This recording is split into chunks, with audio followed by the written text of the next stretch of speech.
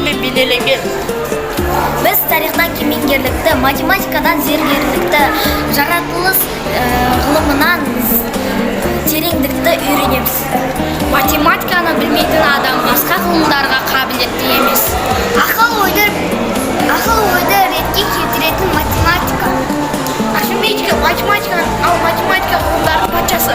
Школымызда жайлауы бар еліміз елбасына сыйланып, қазаққа тәрбиелеп, біліміне ұрпағын қазағын бесіктен берген мұқтарлық жеті саны керемет, әр сөзіне даналықты терген әлем симметрия ұғымын пайдаланып, ою-өрнек бұйымасыз қылған.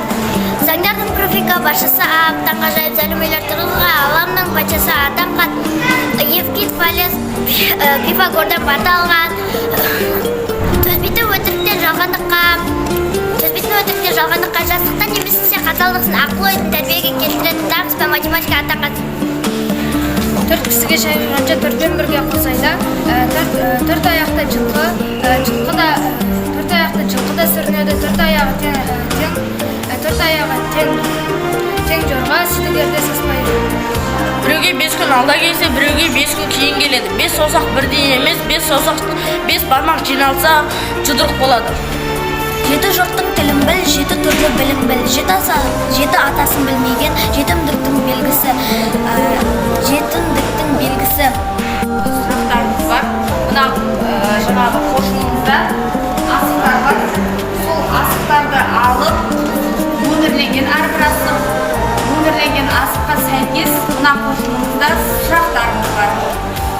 Дұрыс жауабға мынау жаңағы қосылген қошуға деген математиктердің бөлшегінде сыйлықтарымыз бар.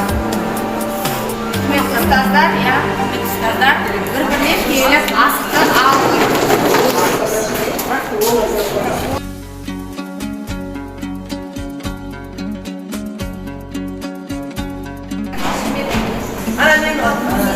Асықтың номері 5-ші номерлі асық. 5-ші номерде бізде сұрақ.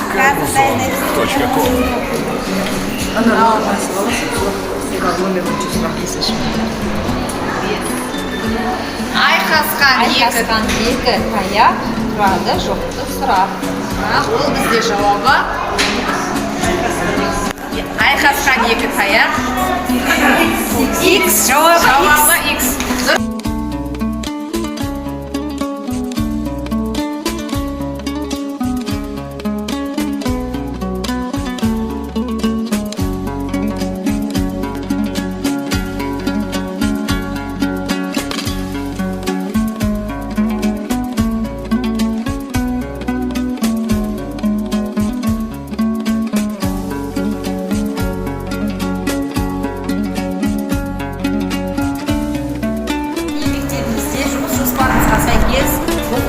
Математика пәніне қызығушылығын арттыру мақсатында математика пәні апталығы ашылып жатыр.